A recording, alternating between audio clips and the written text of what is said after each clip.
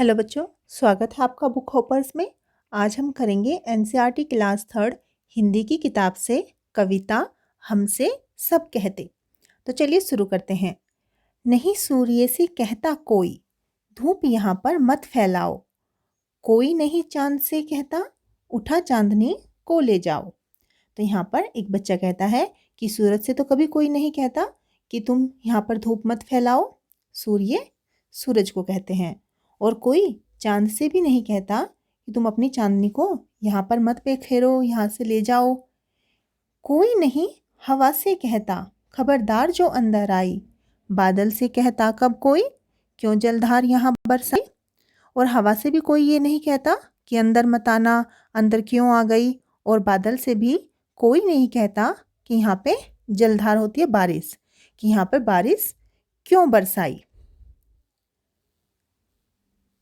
फिर क्यों हमसे भैया कहते, यहाँ न आओ भागो जाओ।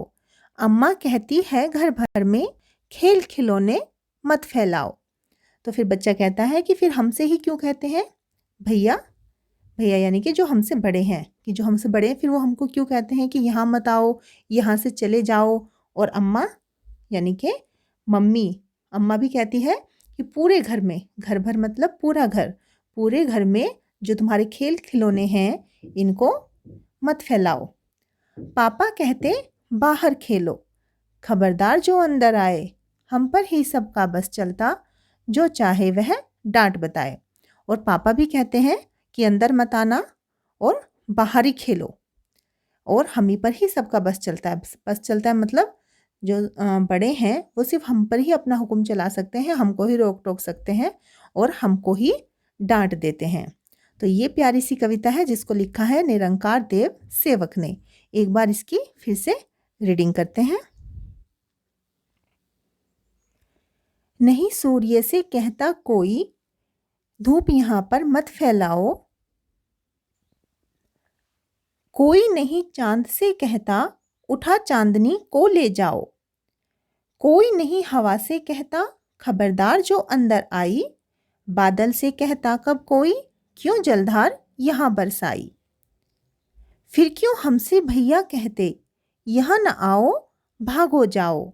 अम्मा कहती है घर भर में, खेल खिलौने मत फैलाओ। पापा कहते बाहर खेलो, खबरदार जो अंदर आए। हम पर ही सबका बस चलता, जो चाहे वह डांट बताए। तो ये प्यारी सी एक कविता है जिसे आप लोगों को याद करना है। उसके बाद इसके प्रश्न उत्तर देखते हैं। सबसे पहले है नया शीर्षक।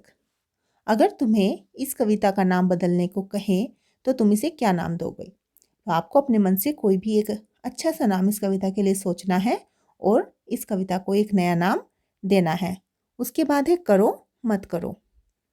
कुछ काम ऐसे होते हैं जो आपको करने के लिए कहा जाता है और कुछ काम ऐसे होते हैं जो आपको करने से रोका जाता है। ऐसे ही कामों को आपको यहाँ पर लिखना है। ऐसे कौन से काम हैं जो आपको करने के लिए कहा जाता है, जैसे गृह कार्य करो। गृह कार्य मतलब अपना होमवर्क करो, घर को साफ सुथरा रखो, मैदान में या फिर पार्क में खेलो। और क्या ऐसे काम है जो आपको करने से रोका जाता है, जैसे कागज या फलों के छिलके इधर उधर नहीं फैलाना है, दीवारों पर और टेबल पर नहीं लिखना है और शोर नहीं मचाना है। तो इन कामों से बच्चों को रोका जाता है। उसके बाद है जरा सोचो। सूरज चांद की रोशनी को भगा देता है, बादल सूरज की रोशनी को भगा देता है, हवा बादल को भगा देती है। तो बताओ कौन सबसे ज़्यादा ताकतवर है। तो इन वाक्यों के हिसाब से तो हवा ही सबसे ज़्यादा ताकतवर है, क्योंकि आखिरकार तो वही जीतती है। सूरज चांद को भगा देता है, बादल सूरज को भगा देता है और जो हवा है वो बादल को भगा देती है। उसके बाद है तुम्हारी बात। अम्मा पापा भैया दीदी सभी बड़ों का बच्चों पर बस चलता है। तुम्हारा किस किस पर बस चलता है। तो इसका उत्तर आपको लिखना है, हमारा बस केवल अपनी ही चीज़ों पर चलता है, जैसे खिलौने किताबें आदि। तुम्हारे घर में तुम्हें कौन कौन टोकता है। घर में सभी बड़े हमें टोकते हैं, बैठने खेलने आने जाने, गंदगी फैलाने आदि बातों पर हमें बार बार टोका जाता है। किन किन बातों पर तुम्हें अक्सर टोका जाता है? जिद करने पर, लड़ाई करने पर, चिल्लाने पर, खाना समय पर न खाने पर और गंदगी फैलाने पर बच्चों को टोका जाता है। उसके बाद है कौन सी चीज कहाँ।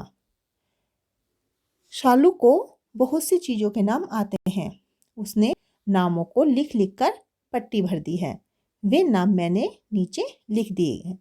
तो जो सालू की सूची है, जो नाम सालू को आते हैं, वे सारे यहाँ पर लिखे हुए हैं। अब आपको क्या करना है कि इन नामों को सही क्रम में आपको लिखना है। जैसे अक्सर है बै, तो बै अक्सर से कौन से जानवर का नाम या पक्षी का नाम शुरू होता है, तो आपको यहाँ पर लिखना है। और ब अक्सर से खाने पीने का कौन सा सामान है जो शुरू होता है, उसे आपको यहाँ पर लिखना है। और ब अक्सर से ही कौन सा खेल है या फिर कोई सामान है, तो आपको यहाँ पर लिखना है। जैसे ब से जानवर है बकरी, खाने पीने का सामान है बेर और खेल का नाम या फिर किसी सामान का नाम है बल्ला। बल्ला जिसको बैट कहते हैं। उसके बाद है मैं अक्सर। मैं अक्सर से आप क्या लिख सकते हैं? मगर जानवर का नाम है, मसाला खाने की चीज़ है, मार कुटाई खेल का नाम है। उसके बाद है क अक्सर। क से आपको लिखना है कबूतर, खाने की चीज़ है ककड़ी और सामान कुछ या फिर खेल का नाम यह है कंकड़, एक सामान है। ल से लोमड़ी, खाने की चीज़ है लड्डू और खेलने का सामान है लट्टू। प से आप जानवर का नाम लिख सकते हैं पांडा, खाने की चीज़ है पपीता और उड़ाने के लिए है पतंग। उसके बाद है ग। ग से आपको लिखना है गाय, खाने की चीज़ गुलाब जामुन, खेलने की गिल्ली। उसके बाद है श। श से होगा शेर, शक्कर और शतरंज। अब आपको क्या करना है, ऐसे ही खेल आपको भी खेलना है। और कुछ और कॉलम आप बना सकते हैं। जैसे टा अक्षर से आप बना सकते हैं। टा से आप लिख सकते हैं कोई गोल चीज़ या फिर कोई लाल चीज़ जो ट अक्षर से शुरू होती हो। अब आपको सभी जो हमने ऊपर सामान या लिस्ट में जो नाम पढ़े थे, उन्हें नीचे वर्णमाला के हिसाब से लिखना है। कौन सा अक्षर है जो वर्णमाला में पहले आता है और कौन सा अक्षर ऐसा है जो वर्णमाला में बाद में आता है। जैसे जानवर या पक्षी में कौन कौन से हैं? पहले आएगा कबूतर, उसके बाद गाय, फिर तोता, फिर पांडा, बकरी, मगर, लोमड़ी और सबसे आखिर में आएगा शेर। तो वर्णमाला के हिसाब से इस तरीके से हमको लिखना है। खाने पीने का सामान हम कैसे लिखेंगे? यहाँ पे हम लिखेंगे ककड़ी, गुलाब जामुन, चटनी, पपीता, पेड़ा, बेर, मसाला, लड्डू, शक्कर, सहतूत। तो वर्णमाला के हिसाब से सबसे पहले अक्षर आएगा क और सबसे लास्ट में आएगा श। उसके बाद है खेल का नाम या फिर सामान।